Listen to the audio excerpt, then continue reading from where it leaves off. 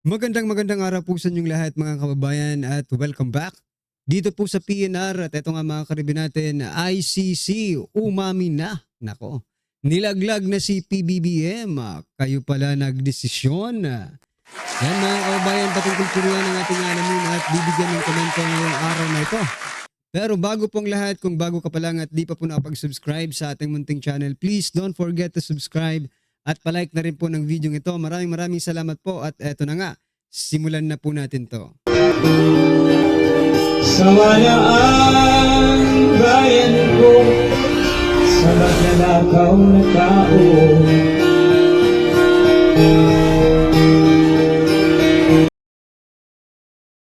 So yan mga kababayan, bago po natin muling i-play ang video ito, eto pasadahan po muna natin yung mga nagtitrending na balita sa mundo ng social media. Unahin na po natin itong sinasabi nating PBBM nilaglag ng ICC. Ito po mga kababayan ang statement ng spokesperson ng International Criminal Court. Kahapon po ito mga kababayan, April 2, 2025. Ito po ang sabi niya. Sabi po ni Dr. Fadi El Abdallah. Ito po. The surrender of Mr. Duterte to the ICC is something that, of course, was the decision of the Philippines authority. Di ba? Nilaglag po sila. Sabi nila, hindi raw sila ang nagplano, mga kababayan. Pero sila pala ito, no? Yung authority pala ng Pilipinas ang nagdesisyon, mga kababayan, para ipadala si former President Duterte sa ICC. Talagang mga kababayan, no? Walang bahong di sumisingaw. Ito na. Sabi pa po ni Dr. Fadi, mga kababayan, and if there is any question about whether it was lawful or not, it will have to be submitted to the judges. I cannot speak what judges might say. Diba? Dapat kasi talaga idinala nyo muna si former President Duterte dyan sa ating korte dito sa Pilipinas. No? Yung tinatawag na tawag dyan, judicial state, no? Tayo po yun, mga kababayan, Pilipinas. Tapos ngayon, todo-todo po kayo sa pagdi-deny, no? Na walang nalabag na batas or walang nalabag na batas pantao yung inyong ginawa kay former President Duterte. Hindi ba kayo nahihiya? Grabe talaga mga kababayan. Ngayon lumalabas na po ang katotohanan na si Pilipinas, no?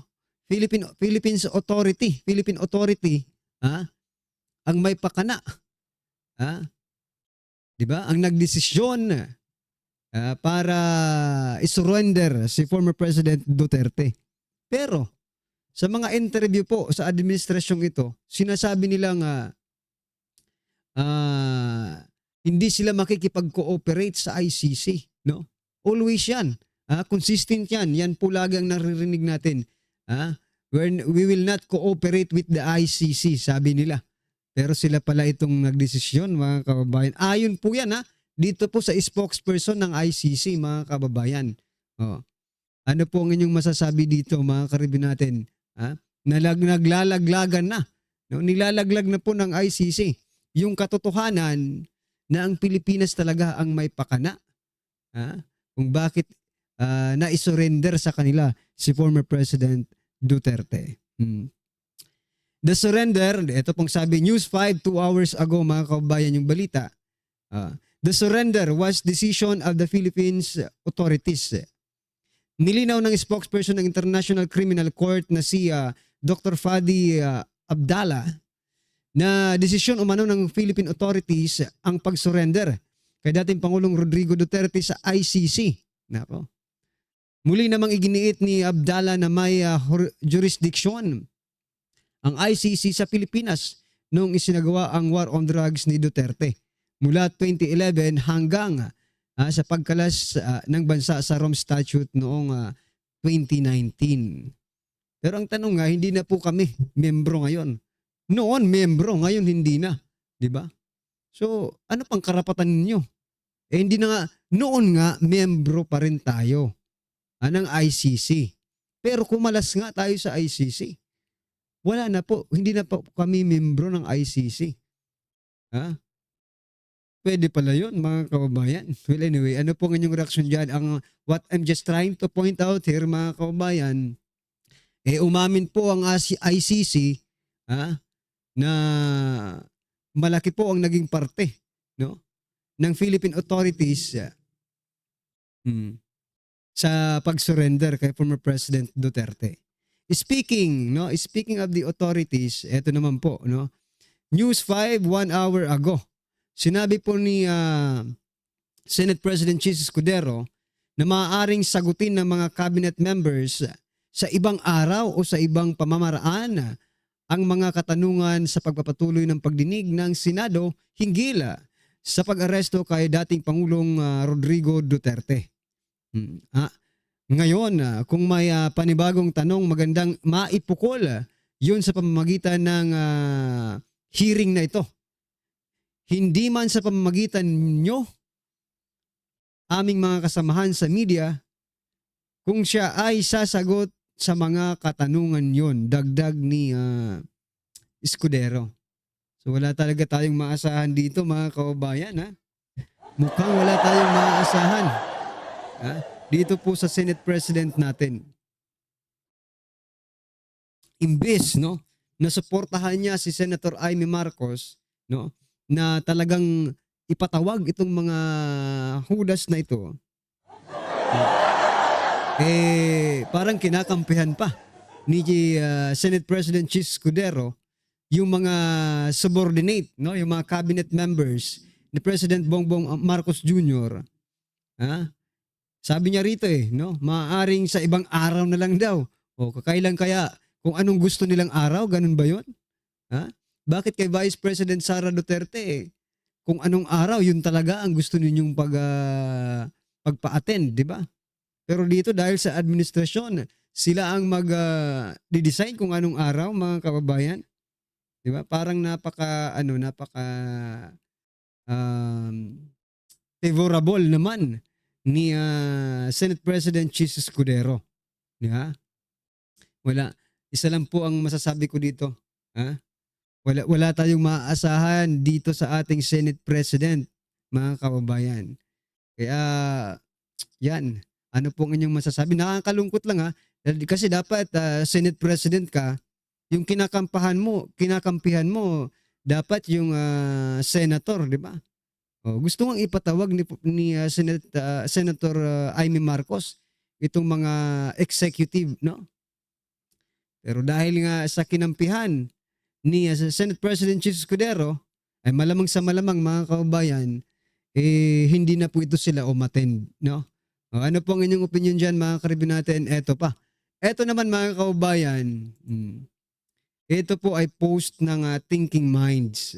6 hours ago, mga kababayan, sabi niya po, the Philippines is buying 20 F-16s worth 300 billion pesos from US, from the America sa US, mga kababayan.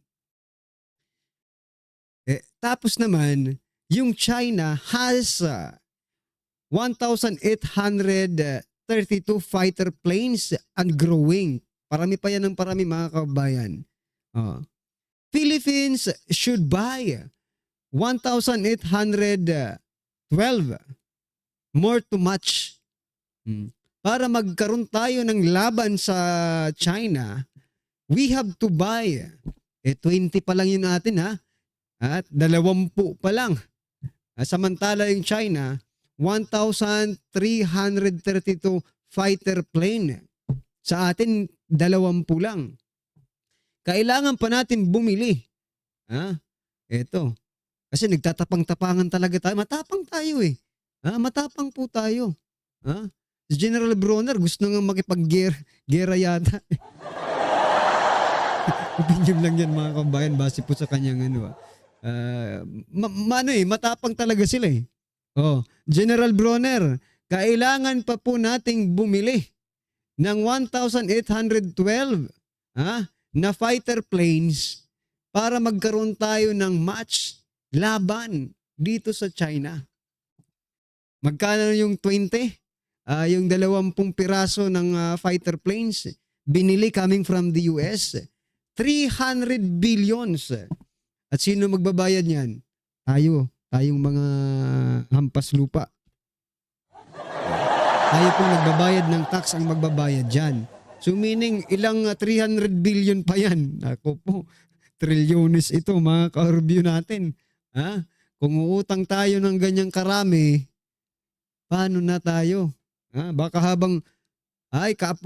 baka yung mga apo natin, ay apo pa nila, ay hindi pa makabayad sa US kapag bumili po tayo ng 1,832 fighters na plane na yan, fighter planes. Yung Amerika nga siguro, di ba? Hindi pa makamatch sa 1,832 fighter planes ng China. Tapos tayo, bumibili lang sa Amerika ng fighter planes, napakayabang na. Gusto nang makipaghabak-bakan agad. Provoking. 'Di ba? Yung term ng yung China, nagpo-provoke ang Pilipinas. Wag daw makialam dito sa usapin ng Taiwan at China. Parang pinangungunahan pa natin yung Taiwan eh.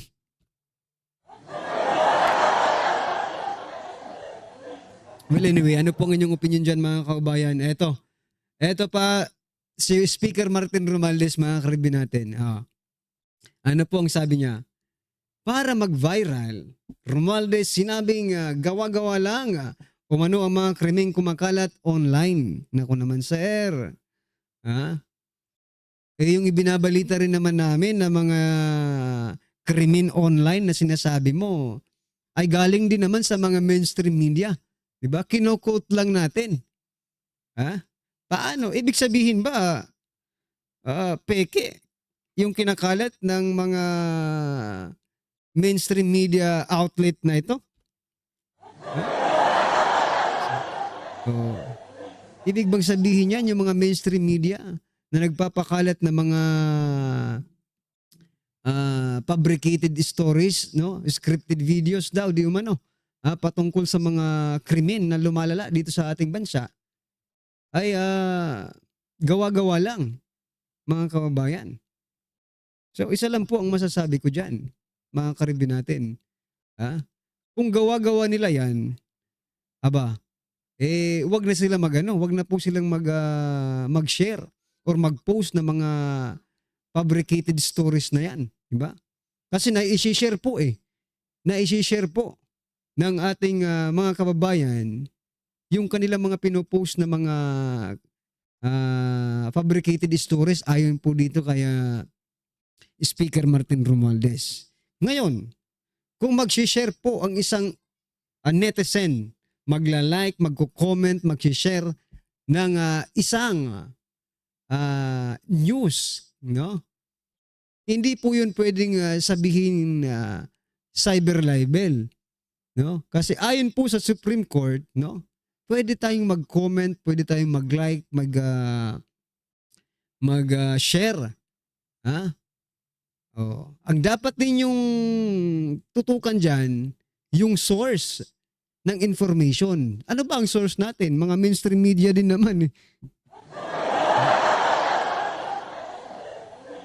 Well, anyway, ano pong inyong siguro ko ito nagpapabango lang ito eh si Speaker Martin Romualdez at saka naisip ko rin mga kababayan na baka itong mga ganitong statement ay para lamang mayroon silang mapagtakpan, di ba? Mapagtakpan ang mga nangyayari sa ating bansa, yung mga totoong nangyayari sa ating bansa, yung mga totoong issue sa ating bansa para hindi mapag-usapan at sila ang mapag-usapan, di ba? Pero wag po tayong malilito mga kababayan. Nandyan po ang Vicecam at PhilHealth na gumugulong ngayon. Mayroon na pong oral arguments dyan sa Supreme Court. Kaya abang-abangan lang po natin kung ano magiging resulta, mga kababayan. Right? At ito na nga mga karibin natin, sama-sama, sabay-sabay po natin pakinggan, panoorin at bigyan ng komento ang video ito. Ito na po.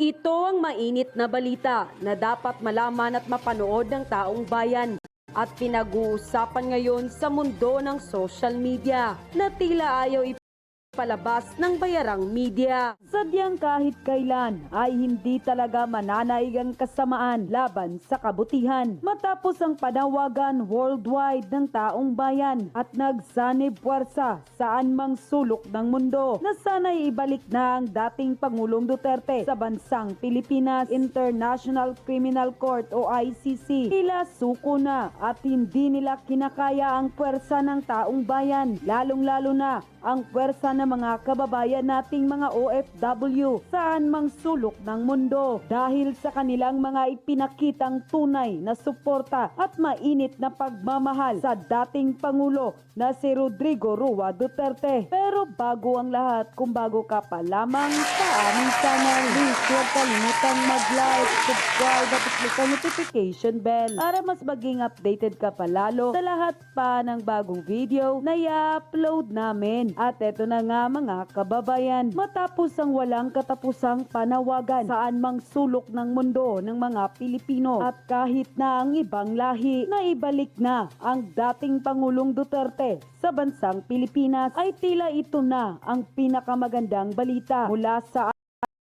ICC Netherlands na pilit ayaw di umanong ipalabas ng mga bayarang media sa publiko. Mukhang tila suko na ang ICC na hindi nila kinakaya ang pinapakitang puwersa ng ating mga kababayang OFW dahil sa kanilang ipinakitang walang humpay at mainit na suporta at pagmamahal kay dating Pangulong Rodrigo Duterte. Ayon pa sa kumpirmadong balita, ICC may considered actions of Duterte's camp and bid for interim release. Lawyer says, yan ay marahil nakita ng dayuhang hukuman o ICC kung gaano kamahal ng mga Pilipino, lalong-lalo na ang mga kababayan nating mga OFW saan pang panig ng mundo ang dating Pangulong Rodrigo Duterte. At kung magpapatuloy pa ito, ay malaki ang tsansa di umano na talagang makakauwi sa lalong madaling panahon ang dating Pangulong Duterte. Has the former president made any statements or requests regarding the ongoing protests in support or against him, and why or how will this protest interfere with the case? Well, what I want to say on that matter is that the other day he celebrated his 80th birthday. There was a huge outpouring of support and love both in the Philippines and here in the Netherlands. And that has touched him. He's been made aware of it, and he's very grateful for that. The family want to make it clear when he announces this that there should be no interference of the judicial process. Politics is one issue. He's aware of what's going on in the Philippines. Politics will take its course. But that has nothing to do with what's going on here at The Hague. What's going on here at The Hague is a judicial process, and it should be allowed to run its course. There should be full respect for all participants in that process, the prosecution, the defense, and the victims' counsel, who will make their submissions in due course. No one should interfere with that process. Let it run its course. Yes, we understand that, but has the present or the ongoing protests or gatherings of the supporters have made any impact already for the president to actually I think I've answered that request question. that? I've told you that the president has been made aware, the former president has been made aware of the outpouring of support and love for him. It's touched him, especially on his 80th birthday. Yes, we understand that, but for him to be able to or to actually request his supporters not to interfere, has it gone? That's fully endorsed by alright? him and his family. That's their wish and prayer. Attorney Kaufman, Vice President Sara mentioned during the president's birthday that the president is learning to wash his own laundry. Is that something that he really has to do himself? Once again, I'm not going to go into conditions inside the prison. I respect privacy. This is a matter for the family themselves. Grabe naman po itong mga reporter nito. Pati paglalaba, tatanong pa. No? But anyway, mga kababayan, ano pong inyong reaksyon dito? Ha? Sa video ito, i-comment nyo na lang po sa baba para at least alam po natin na ang inyong opinion. Maraming salamat po. Please don't forget to like the video. Maraming salamat po. Sama na ang bayan ko sa magnanakaw na tao.